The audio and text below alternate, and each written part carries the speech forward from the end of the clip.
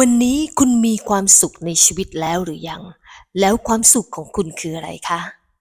เราขอแสดงความยินดีด้วยถ้าคุณค้นพบความสุขของคุณแล้ว แต่สำหรับใครหลายๆคนที่ยังหาความสุขในชีวิตของตัวเองยังไม่เจอ แล้วช่วงนี้ดูชีวิตเศร้าๆเทาๆดูจะทุกข์มากกว่าสุข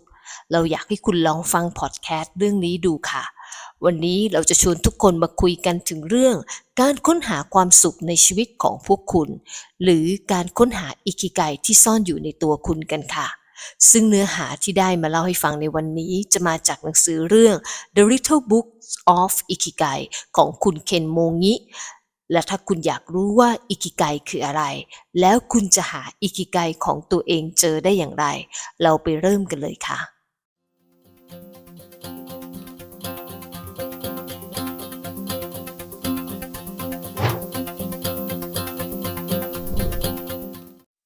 เรามาเริ่มกันที่ความหมายของอิคิไกกันก่อนนะคะอิคิไกเกิดจากคำสองคำรวมกันคืออิคิแปลว่าการมีชีวิตอยู่และไกแปลว่าเหตุผลหรือคุณค่าเมื่อรวมกันก็หมายความว่าเหตุผลของการมีชีวิตอยู่หรือการใช้ชีวิตอย่างมีความหมายในหนังสือเล่มนี้คุณโมงิได้บอกว่าเสาหลักของอิคิไกประกอบไปด้วย5อย่างด้วยกัน 1. คือการเริ่มต้นเล็กๆ 2. การปลดปล่อยตัวเอง 3. ความสอดคล้องและยั่งยืน 4. ความสุขกับสิ่งเล็กๆ 5. การอยู่ตรงนี้ตอนนี้คุณโมงิได้บอกว่าทั้ง5ข้อไม่ต้องมีครบทุกข้อก็ได้และไม่มีข้อไหนสำคัญมากกว่าข้ออื่นๆแม้ว่าคุณจะเจอสิ่งที่เข้าข่ายของเสาหลักอิคิไกแค่ข้อเดียวสิ่งนั้นก็อาจจะเป็นอิคิไกของคุณก็ได้ค่ะ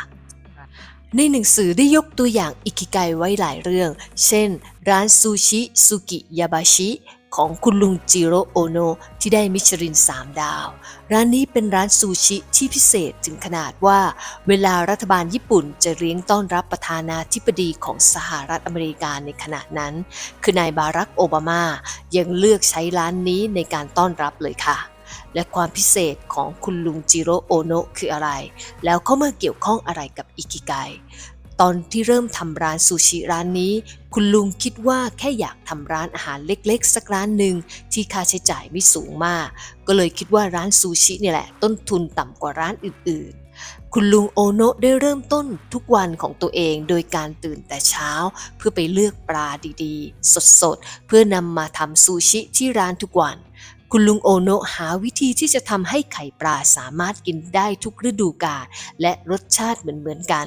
หรือแม้กระทั่งลองทดลองเอาฟางข้าวชนิดต่างๆมาย่างกับปลาเพื่อชิมว่า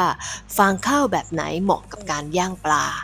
หรือที่เด็ดกว่านั้นก็คือคุณลุงโอโนะมีการคำนวณเวลาและอุณหภูมิที่เหมาะสมในการปั้นซูชิและเสิร์ฟให้กับลูกค้าและเมื่อเวลาซูชิถูกเสิร์ฟมาถึงมือลูกค้าถ้าลูกค้าทานทันทีลูกค้าจะได้กินซูชิที่อร่อยที่สุดเพราะได้มีการคำนวณเวลาเอาไว้แล้วผู้เขียนมองว่าเรื่องของคุณลุงโอโนะได้บอกเราถึงอิคิไกในเรื่องของการเริ่มต้นเล็กๆแต่ใช้พลังเข้าไปให้มากๆและเรื่องของการมีความสุขกับสิ่งเล็กๆก็คือการปั้นซูชิและให้ลูกค้ามีความสุขกับการได้กินซูชิของเขาเท่านั้นไม่ได้มีความคิดว่าร้านของเขาต้องประสบความสำเร็จหรือได้รางวัลอะไรแต่เพราะความสุขที่เกิดขึ้นระหว่างการทำมันทำให้ร้านของเขากลายเป็นที่พูดถึงและเด่นดังขึ้นมา คุณโมงิได้บอกถึงวิธีการเริ่มต้นเล็กๆว่ากิจวัตรในตอนเช้าถือว่าเป็นสิ่งสำคัญมากเพราะการเริ่มต้นวันด้วยความสุขความสดชื่นวันนั้นทั้งวันก็จะทำให้คุณอยู่ในอารมณ์ด้านบวกดังนั้นคุณโมงิเลยแนะนำให้คุณเริ่มต้นวันด้วยการทำอะไรที่คุณอยากทำสมองของคุณจะหลั่งสารโดพามีนซึ่งเป็นสารแห่งความสุขและทำให้ร่างกายเรียนรู้ที่จะอยากตื่นเช้าเพราะรู้ว่าจะมีรางวัลของการตื่นเช้ารออยู่เช่นคุณอาจจะชอบออกกำลังกายแต่ไม่มีเวลาคุณอาจจะเลือกช่วงเช้าตื่นขึ้นมาเพื่อยืดเส้นยืดสายก็จะทำให้ร่างกายของคุณสดชื่นเมื่อทำเป็นประจำนอกจากจะช่วยสร้างนิสัยของการออกกำลังกายให้กับคุณแล้วยังสร้างนิสัยการตื่นเช้าให้กับคุณอีกด้วยและคุณก็จะมีความสุขในทุกๆวัน นอกจากนี้ผู้เขียนยังได้พูดถึงเรื่องโคโดวาริคือการสร้างมาตรฐานเฉพาะตัวหรือระดับคุณภาพหรือความเป็นมืออาชีพที่คนคนนั้นยึดถือคนที่มีโคโดวาริมักจะหาเป้าหมายของตนที่อยู่เหนือความคาดหวังที่ควรจะเป็นเสมอ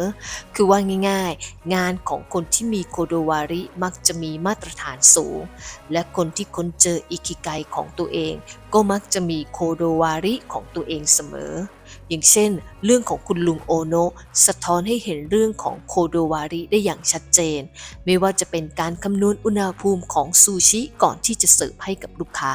หรือการหาทางทำให้ไข่ปลารสชาติเหมือนกันทุกฤดูกาลหรืออีกตัวอย่างหนึ่งที่หนังสือยกมาเล่าให้ฟังก็คือร้านเซมบิคิยะที่เป็นร้านขายเมลอนที่มีชื่อเสียงมากในญี่ปุ่นความพิเศษของร้านนี้ก็คือต้นเมลอนหนึ่งต้นจะมีเมลอนแค่1ลูกเท่านั้นเพราะเขาบอกว่าการที่เมลอนหลายลูกในต้นเดียวจะทำให้มีการแย่งสารอาหารและทำให้ผลเมลอนไม่มีคุณภาพดีการที่มีเมลอนแค่1ลูกทำให้ลูกเมลอนได้สารอาหารเต็มที่และรสชาติอร่อยอีกทั้งยังได้คุณภาพตามที่เขาต้องการเอาจริงๆถ้าเป็นคนทั่วไปที่ไม่ได้สนใจเรื่องของการปลูกเมลอนเป็นพิเศษหรือทำเพื่อการค้าอย่างเดียวอาจจะไม่ได้ใส่ใจถึงคุณภาพมากขนาดนี้อาจจะคิดเรื่องค่าใช้จ่ายหรือคอสเป็นหลักเมื่อคิดต่างกันวิธีการและผลลัพธ์ที่ออกมาก็ต่างกันคุณอาจจะลองค้นหาดูว่ากิจกรรมอะไรที่คุณทำแล้วคุณมักจะใส่ใจกับมันมากเป็นพิเศษไม่ได้ทำส่งไปเพราะไม่แน่ว่าอันนั้นอาจจะเป็นอิคิไกของตัวคุณก็ได้ค่ะอีกหลักการหนึ่งที่น่าสนใจแต่คนสมัยนี้มักไม่ค่อยให้ความสำคัญกันก็คืออิจิโกะอิจิเอะคือ1ชีวิต1ครั้งหมายถึงว่าสิ่งต่างๆที่ผ่านเข้ามาในชีวิตเราไม่ว่าจะเป็นคนหรือสิ่งของอาจจะผ่านมาแค่ครั้งเดียวก็ได้เรื่องนี้สอนเราให้ใส่ใจรายละเอียดของสิ่งต่างๆที่เข้ามาในชีวิตเราให้มากขึ้น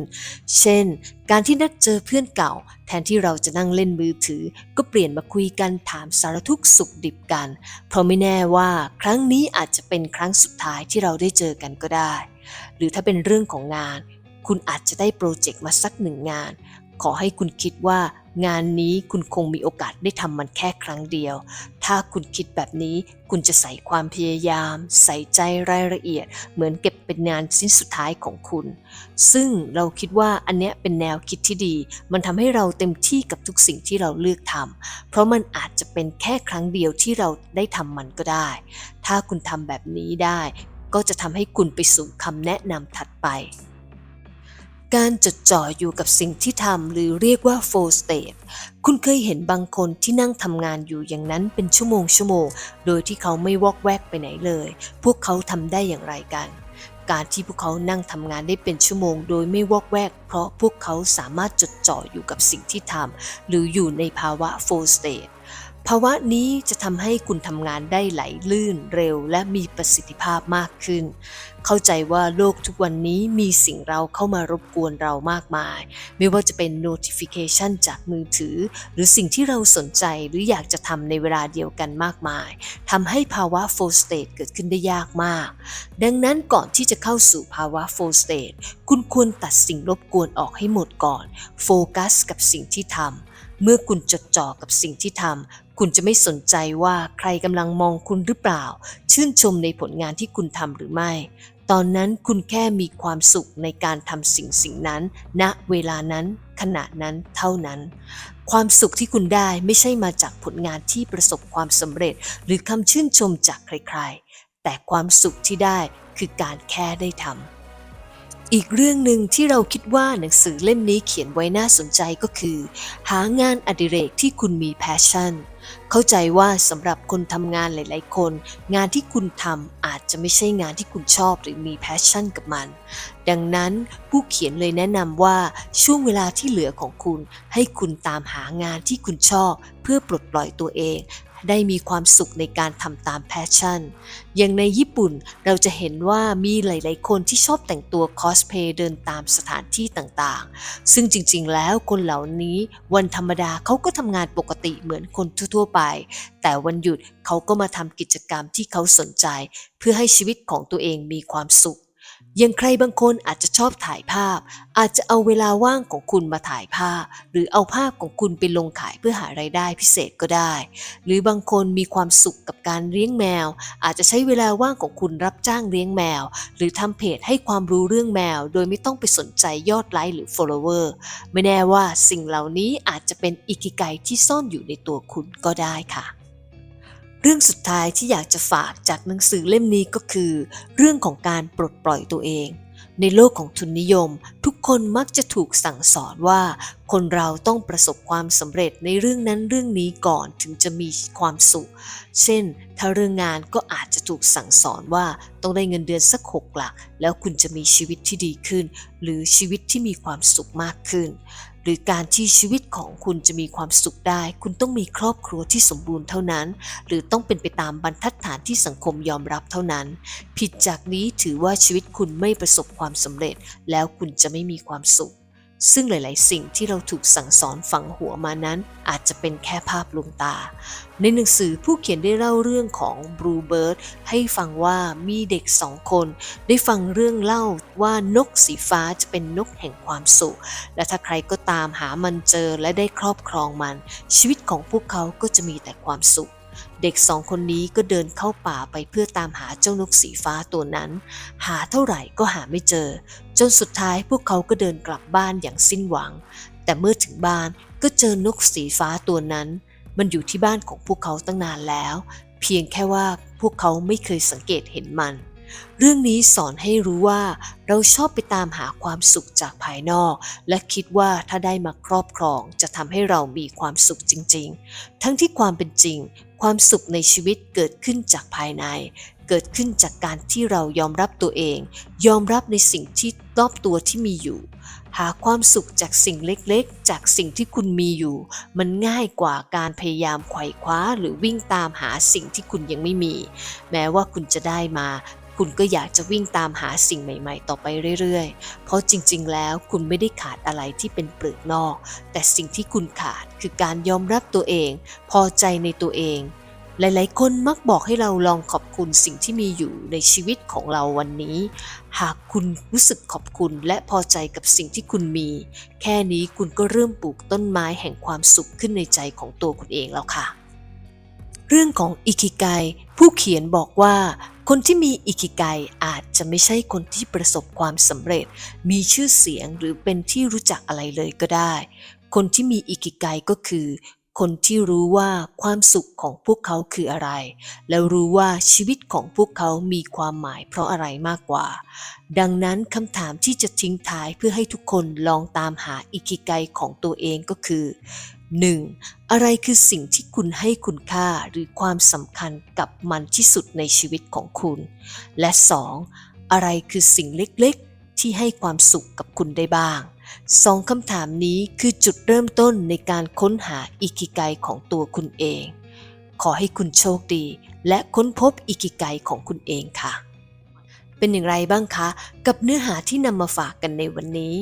ถ้าคุณคิดว่าคลิปนี้ดีช่วยกดไลค์ให้เราหน่อยกดแชร์เพื่อส่งต่อเรื่องราวดีๆไปให้เพื่อนของคุณหรือคนที่คุณรักค่ะถ้าอยากให้ทางช่องทำเนื้อหาเกี่ยวกับเรื่องอะไรสามารถบอกทางเราผ่านทางคอมเมนต์ใต้คลิปได้เลยนะคะและก่อนจากกันขอฝากคำคมจากเคนโมงิที่พูดไว้ว่าทุกสิ่งทุกอย่างในธรรมชาติล้วนแตกต่างมนุษย์เราแต่ละคนก็ล้วนแตกต่างกันออกไปมาเฉลิมฉลองกับสิ่งที่คุณเป็น